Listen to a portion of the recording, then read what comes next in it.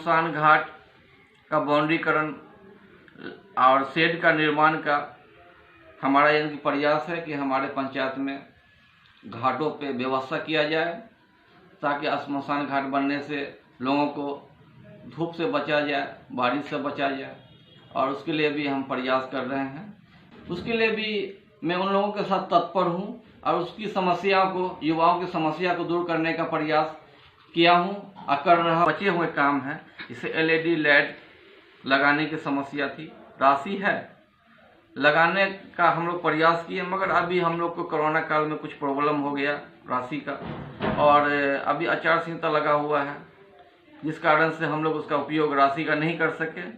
और कचरा प्रबंधक का भी हम लोग को कार्य करना था, वो भी हमारा अधूरा है। और एक सुई दिलवाने के लिए एक कोएक को 20, 25, 50 रुपया देते हैं। एक सलाइन चढ़ाने वाले कोएक को 200 रुपया देते हैं।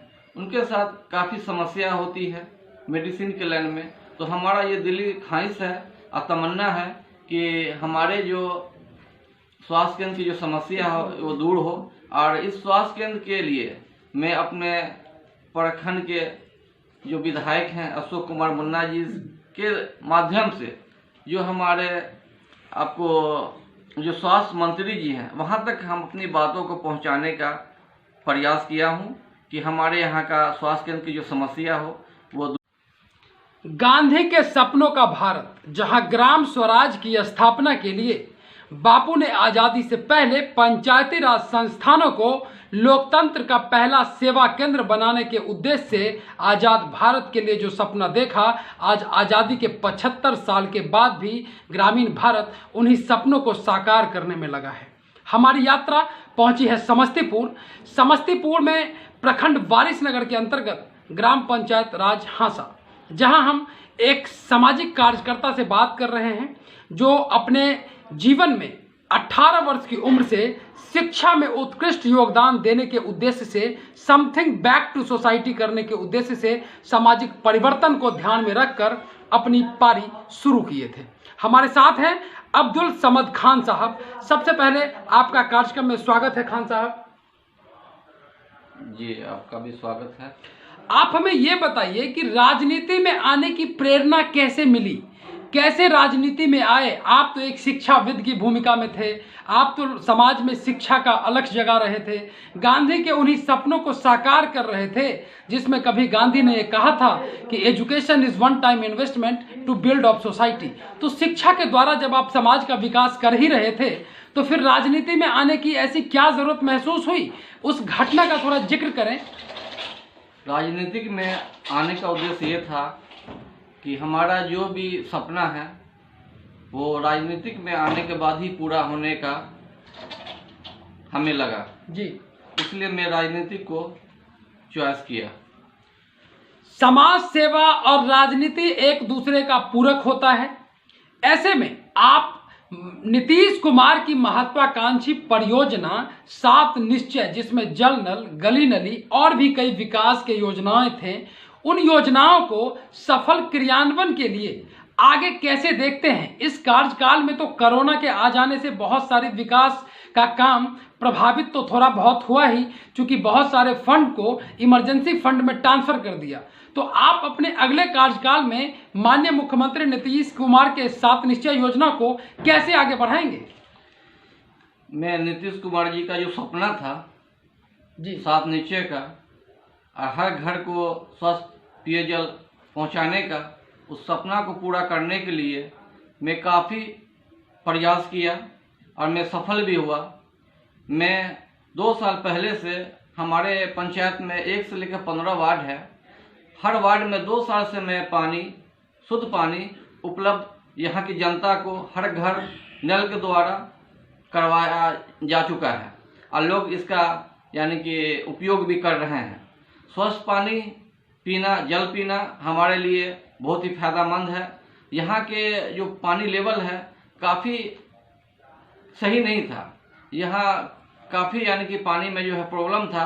और जब से ये हमारे मुख्यमंत्री जी का जो 7 निश्चय योजना के द्वारा जो पानी उपलब्ध कराया जा रहा है, हमारे यहाँ जो भी बोरिंग की गहराई की गई है आपको 400 350 फीट का पानी जो है लिया जा रहा है, जो हर घर लोगों को तक पहुंचाया जा रहा है। लोग इससे काफ़ी खुश हैं और जो पेट की समस्या थी लोगों को पानी की वजह से, वो समस्या भी लोगों को काफ़ी दूर हुई है और यहाँ के लोग काफ़ी खुश हैं इस योजना का लाभ लेकर।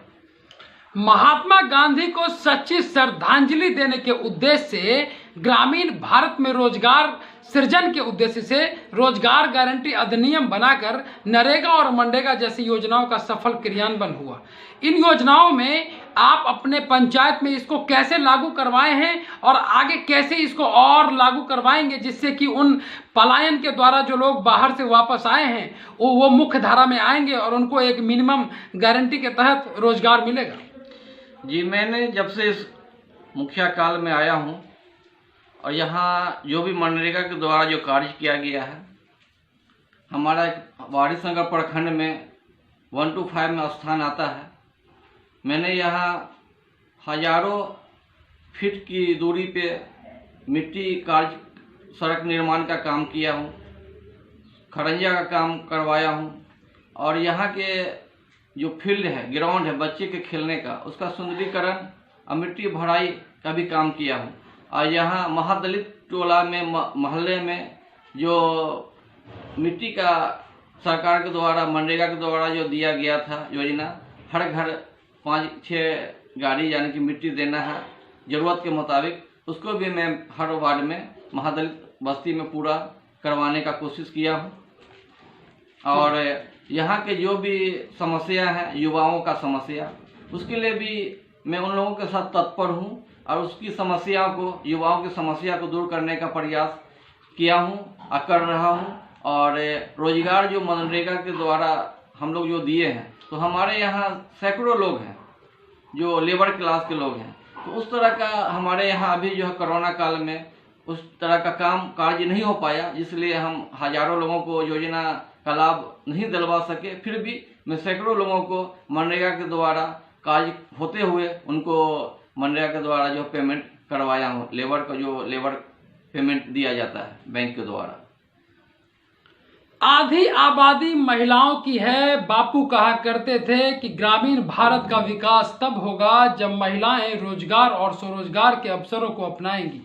ऐसे में महिलाओं के लिए स्वरोजगार के अवसरों को कैसे लाएंगे मैंने देखा कई मीडिया रिपोर्ट्स में, तो आपके द्वारा यह काम पिछले 2 साल पहले ही शुरू किया गया था।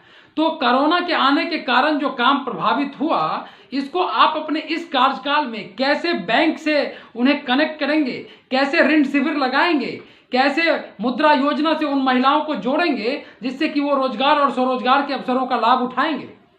जी, मैंने कोरोना काल रहते हुए भी उससे पूर्व से इस योजना पे कार्य कर रहा हूँ।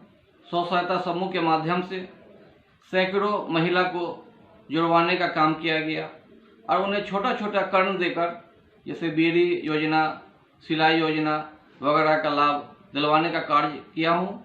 और कोरोना काल रहते हुए भी हमारा प्रयास रहा है कि यहाँ की जो महिला की समस्या है वो समस्या दूर हो और बैंक से किस तरह का उनको सुविधा दिया जाए ऋण के तौर पे, जो उसके लिए भी हम बात किए हैं मैनेजर साहब से और प्रयास में है कि इन लोगों का समस्या दूर हो, इन लोगों को छोटा छोटा कर्ज जो होता है योजना लगाने में सहयोग मिले हमारी पंचायत के द्वारा। जो भी हमारे यानी कि गणमान्य लोग हैं, उनके सहयोग से हम लोग नशा मुक्ति के लिए 100% प्रयास कर रहे हैं कि हमारा पंचायत नशा मुक्त पंचायत हो और उनके समस्या के लिए, रोजगार के लिए, जो लोग हमारे यहाँ पलायन कर आए हैं मजदूर देश प्रदेश से कोरोना काल में, उनके लिए भी हम लोग पूरा प्रयास कर रहे हैं। बैंक से भी कांटेक्ट किए हैं कि उनको किस तरह का यानी कि योजना चाहिए जो यहाँ कुटीर उद्योग लगाकर यहाँ वर्क कर सके, काम कर सके, अपने जीवन यापन परिवार के साथ कुशल पूर्वक कर सके। तो उसके लिए भी हमारा प्रयास जारी है और उम्मीद है कि उसमें भी हम कामयाब होंगे। भ्रष्टाचार इस देश की एक अहम समस्या है। हाल ही में ट्रांसपेरेंसी इंटरनेशनल और सेंटर फॉर डेवलपमेंट स्टडीज की रिपोर्ट में बताया गया कि सरकारी कार्यक्रमों को सही तरीके से क्रियान्वयन करने के लिए देश में बिचौलियों के द्वारा भ्रष्टाचार को बढ़ावा दिया जाता है। ऐसे में भ्रष्टाचार उन्मूलन की दिशा में आपके क्या कदम रहे इससे पिछली कार्यकाल में भी, और आपने आने वाले कार्यकाल में इसको कैसे आप देखेंगे, कैसे भ्रष्टाचार उन्मूलन करेंगे?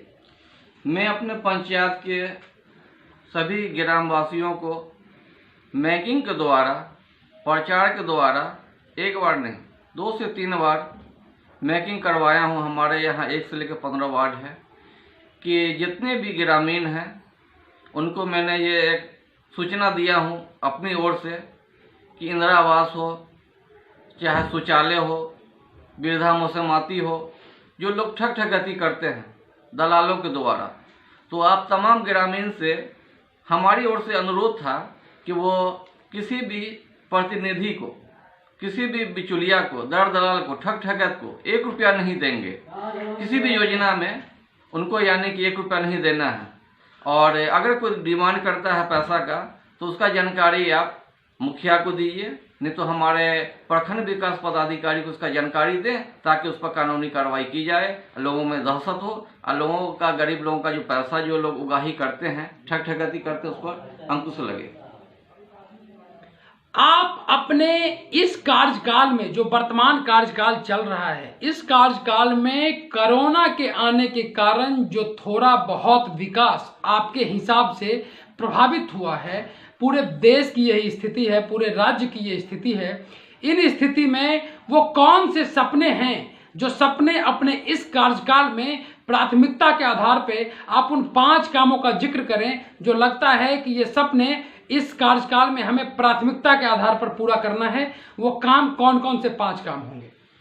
हमारे यहाँ जो समस्या है जो बची हुई है, अगर ग्रामीण हमारे यहाँ के, हमारे पंचायत के अगर हमको दोबारा चांस देते हैं, पुनः मुखिया में हमारा चुनाव किया जाता है, हम पुनः मुखिया बनते हैं, तो हमारा दिली सपना है कि हमारे यहाँ प्राथमिक स्वास्थ्य केंद्र की बहुत ज़्यादा समस्या है। लोग यहाँ के ग्रामीण एक सुई दिलवाने के लिए एक कोएक को 20, 25, 50 रुपया देते हैं। एक सलाइन चढ़ाने वाले कोएक को 200 रुपया देते हैं। उनके साथ काफ़ी समस्या होती है मेडिसिन के लाइन में।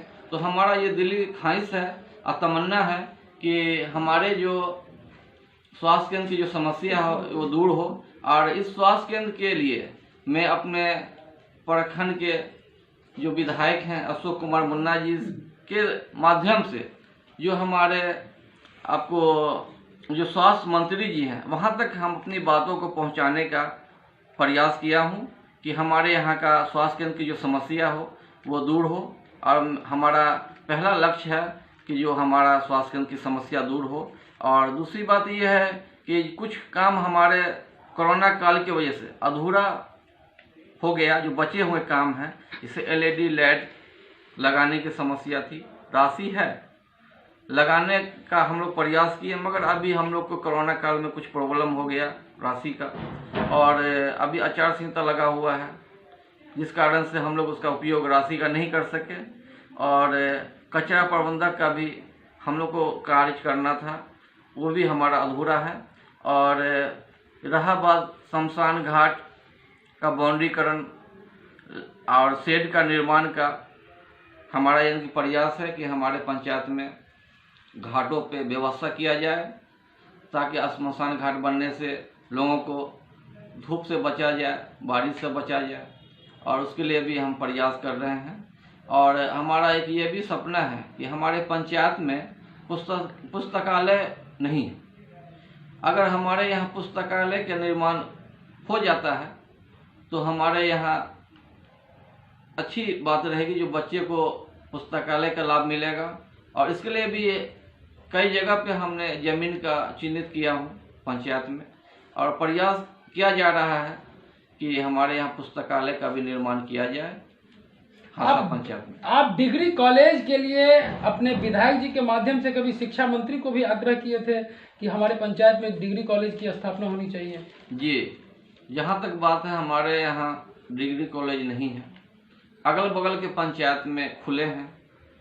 हमें भी शौक़ है कि हमारे रहते हुए मुखिया काल में मैं भी एक सौगात अपने ग्रामीण को, अपने पंचायत वासियों को, युवाओं को डिग्री कॉलेज विधायक जी के माध्यम से जो आगे तक बात को पहुंचाया हूं कि हमारे यहाँ भी इसका निर्माण किया जाए, जिसका लाभ हमारे यहाँ के शिक्षित लड़के ITI के रूप में हो, इंजीनियरिंग कॉलेज के रूप में हो या BEd कॉलेज के रूप में हो, उसका लाभ ले सकें।